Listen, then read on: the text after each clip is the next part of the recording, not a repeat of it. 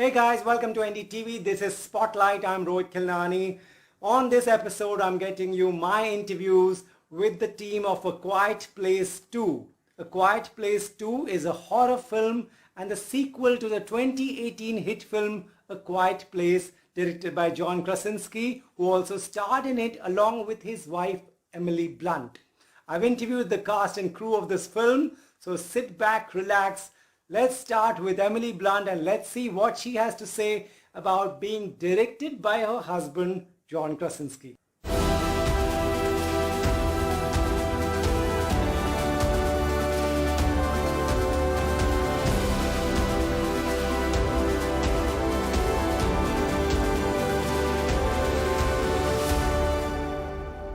Hi Emily, good to see you. You too. Enjoyed the first movie and enjoyed the second movie, so good. congratulations. Thank you. I love the stunt that you did in the movie. I want to ask you, was the director very confident and the husband worried somewhere? I think the two went hand in hand. I mean, I think John just is very confident. He has real conviction. And they rehearsed that stunt for 2 weeks. So it was highly choreographed. There were all kinds of moments where if something went wrong, the bus would stop or this would happen. So it was all down to like millimeters, like the whole thing. Wow. So I had confidence in him. I had confidence in the stunt driver on the top of the car.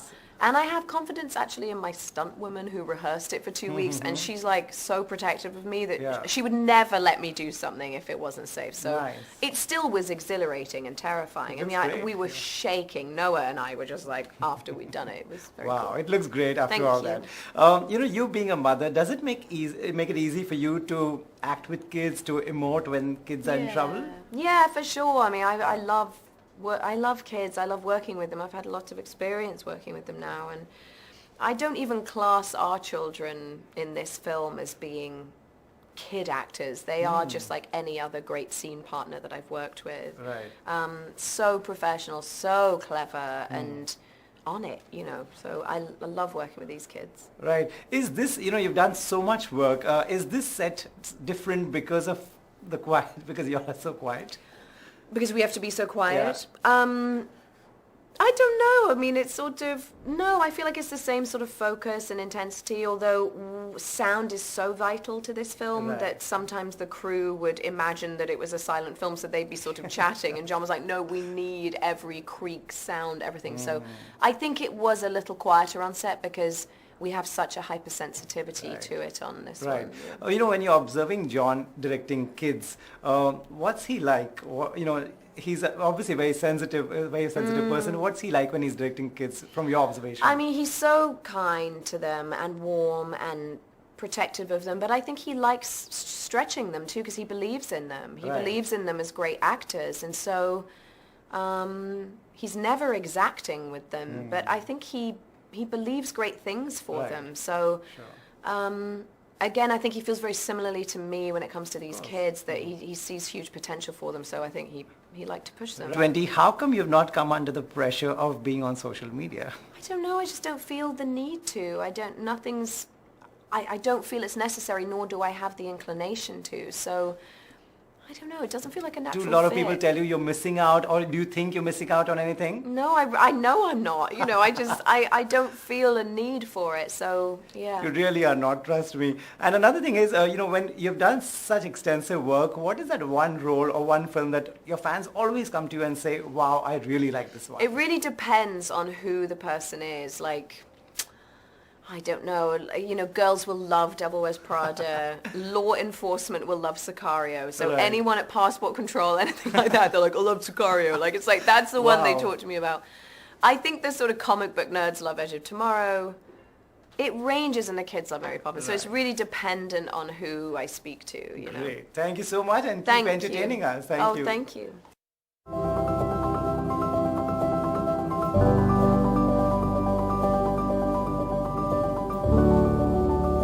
Heard what Emily Blunt had to say about the film. Now let's move on to the captain of the ship, John Krasinski, the super talented actor who was in the first part of the film but is not in the second part, but he's directed this one. Let's listen to him, followed by some other cast interviews.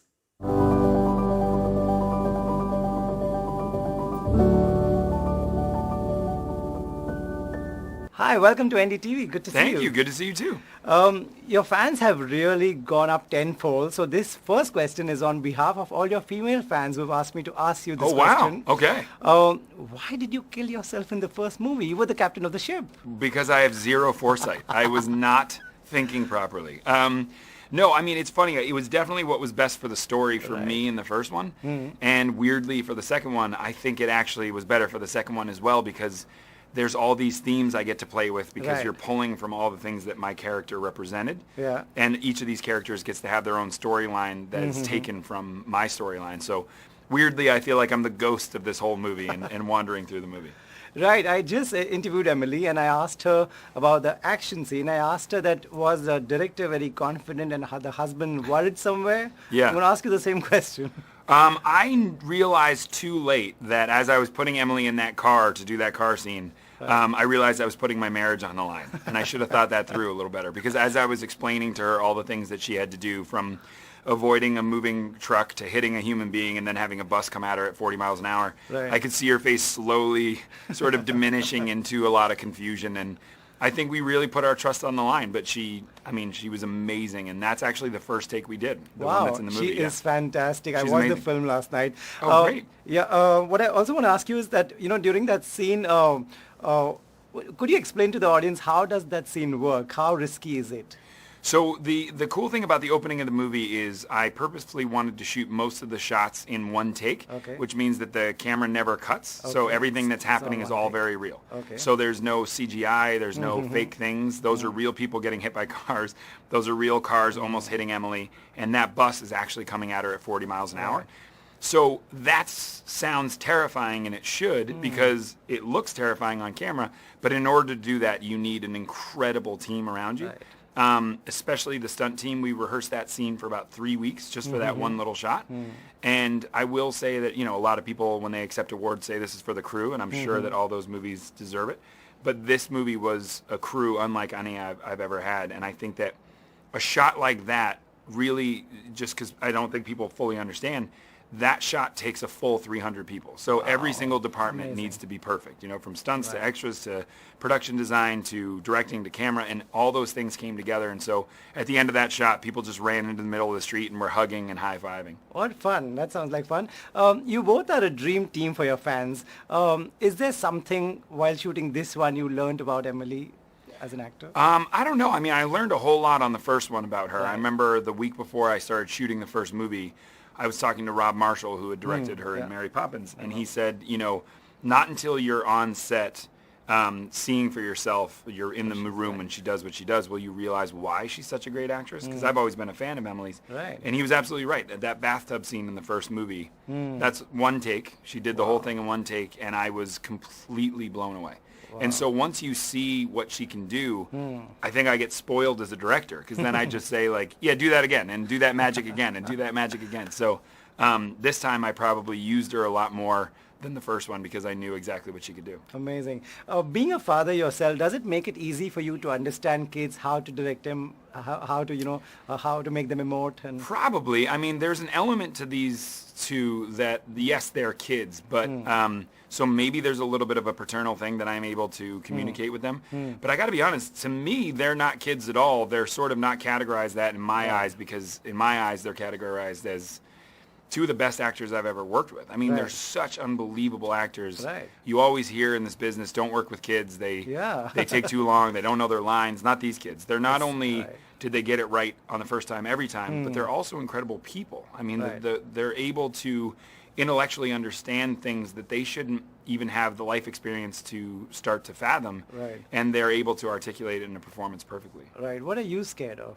A lot of things. Bamboos and fingernails? Yeah, exactly. Yeah. You saw Ellen. Perfect. No, I think it's, I've had a weird thing with spiders. Spiders? As you know, yeah. And then the bamboo and fingernails I just saw in a movie once and couldn't get out of my head. Right. Your film is coming at a time when, there's still not that much outbreak of coronavirus. Do you and your friends, are you all discussing this, how to monitor this closely?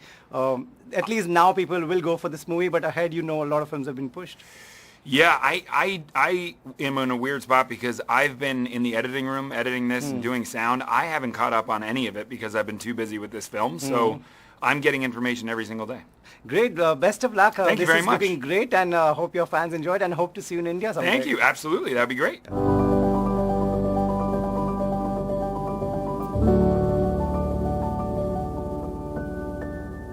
Hi guys, good to see you, especially after watching your movie. Yeah. Cool. How's it going? Did you enjoy filming it as much as we enjoyed watching it? Well, did you enjoy it watching I loved it. That's yeah. the first question. Well, no, the experience was wonderful for me.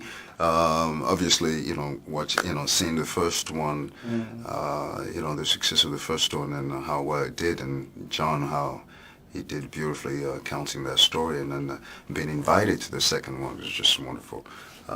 Cillian had some serious story about watching it with his sons and stuff. Wow. Tell me. Well, I saw the first movie with my boys when it came out, and I loved it. I thought it was an extraordinary achievement, and I wrote an email to John. Okay. But I never sent it. Yeah, I was going to ask you, did you send it eventually, or you never sent it? Well, because then he sent an email to me a year later. So. Wow, that's like you asked for it from your heart, obviously. Yeah, no, I wasn't looking for a job, by the way. I was just saying how great I thought the movie was. Nobody knew they were going to make a number 2, so. Yeah. When talking about John, what is he like on the set? He's someone who is an actor. Is it always good to work with someone who knows what you're going through, right? Yeah, for sure. Well, yeah, he's a fun person to be around because he's a lightheaded, and a joke-telling type of person, know, and he cracks jokes and he imitates people, and So that said, he's a funny man, and you're always nice, delighted to have moments with him. Lovely. Is that is that true that you need people like that on the set to just keep the atmosphere fun, everybody's enjoying it? You have to, yeah. I mean, because there's also there's young performers around as well, and you can't be intense all of the time. Yes. And especially I had a lot of work with Millie, so we had fun, and John and Emily are such wonderful people, so very warm and so very welcoming that it was a lovely environment. Right. Millie is a lovely talent. She's wonderful. We just interviewed her. What is she like on the set? Well, she's a bull of radiance. That's for sure. Yeah. Wonderful, beautiful. I mean, I don't know if this had anything to do with it, but she radiates so much. Such an intensity about her that reads so beautifully. I guess she was amazingly cast. I think she's probably the best cast. Right. And what about Emily? Is there, what if I ask you if there's one thing to learn from Emily? She's such a wonderful actress. Just watch her on screen. I'd always wanted to work with her. Mm-hmm. I had never worked with her and had never met her. Mm-hmm. But I knew we knew lots of people in common. But I've always really truly admired her work. Right. Because she can kind of do anything. Right. And I think she's one of the finest actors in the world, and it was such a thrill to actually finally get to work with her. Right. She's a fine actor, and so are both of you. You both have such a fan following everywhere. When you take up a horror film, we all know those people who'll be like, oh, we don't watch horror, we are scared. Do you know such people? Do you have friends who say? I'm one of those who don't really like to watch horror films. I don't know about you, Cillian, but I certainly don't. It's not the type of film I enjoy, really, personally. Watching? Yeah. No. But what about you? Well, I don't really think about genres too much. I'm not making this up. I just think about the story. Right. And I don't go out to the movies to get scared, but I go out to find a good story. Right.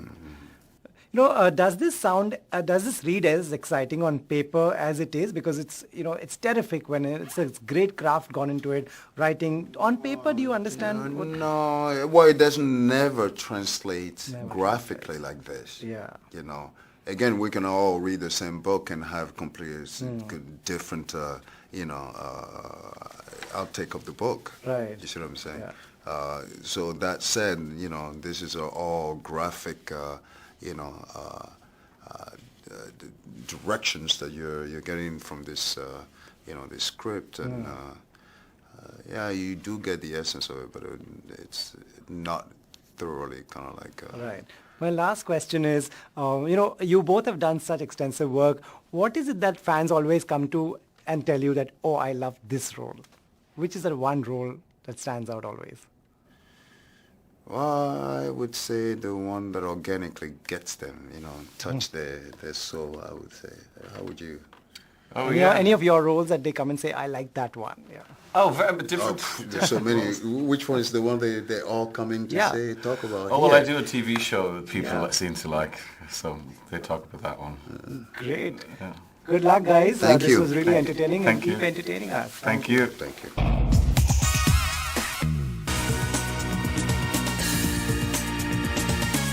Welcome back to Spotlight. Now let me get you my interview with the popular child actor Millicent Simmonds, and let's see what she has to say about her role. Hi, good to see you. The first thing I want to say is that you are such a wonderful actress. Oh, thank you so much. Thank you. I watched both your movies. I really liked your role in both the movies. If I take you back, what was the audition like? Could you share with us? Oh, the audition for A Quiet Place, the first film.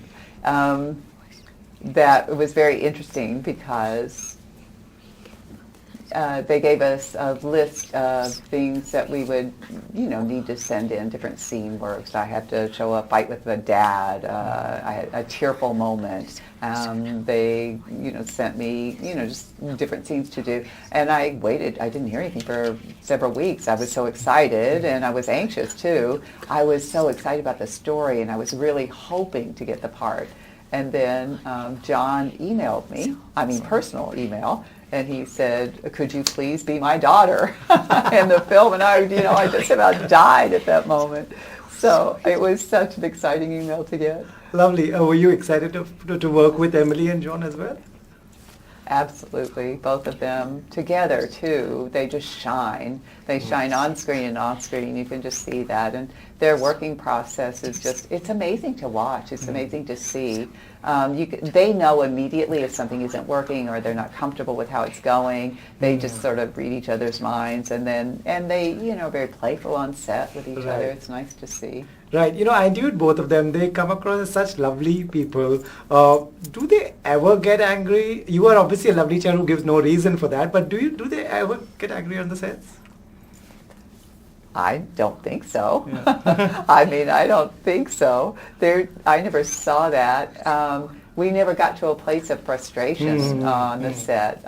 Everything was kept positive and happy, and they tried to keep the set happy and positive and safe, and I really appreciate that. Right. What is if I ask you about both of them, what is the one thing that you learned from Emily? From Emily? Oh my gosh, my takeaway from her is her sense of humor, and every time I had a scene with her, you would see this huge transformation as she went from Emily to her character. It was really deep. You could just watch the transformation. And it was very emotional for me to see her do that, to get into character, and it really affected me and inspired me. It's so amazing to have acted with her. Right. And one thing to learn from John? His creative vision. He has an ability to communicate. I love to have conversations with him. He's very open about his feelings. We shared those feelings, and especially and he's also one that he's not a director that just tells actors what to do. He's willing to explore and take suggestions. Right. People who don't know what a film set is like get scared. Now that you've been on a film set, when you watch horror or thriller, do you get scared, or you know how this is done? Well,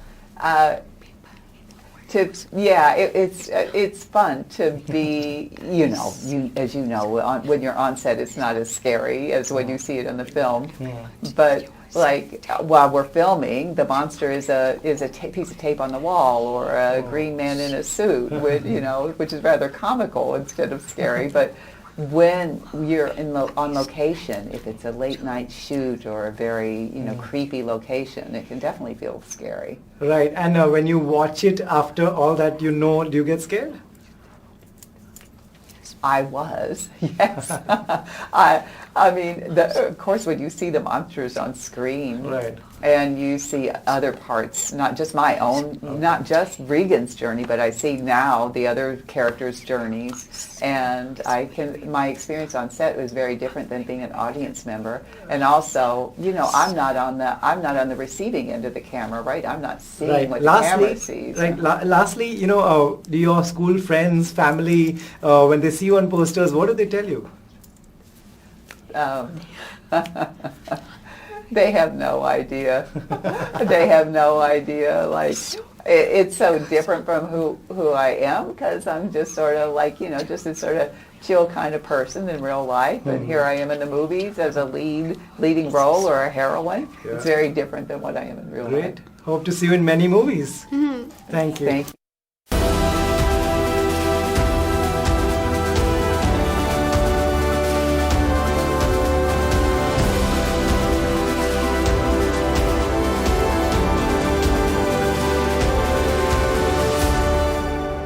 Well, that's all we have on Spotlight. Hope you enjoyed watching it as much as we enjoyed putting it together for you. These interviews were recorded before the COVID pandemic in March 2020 when I traveled to New York to interview the cast and crew of the film. Finally, this film is releasing in India. Hope you enjoyed. Thanks for watching.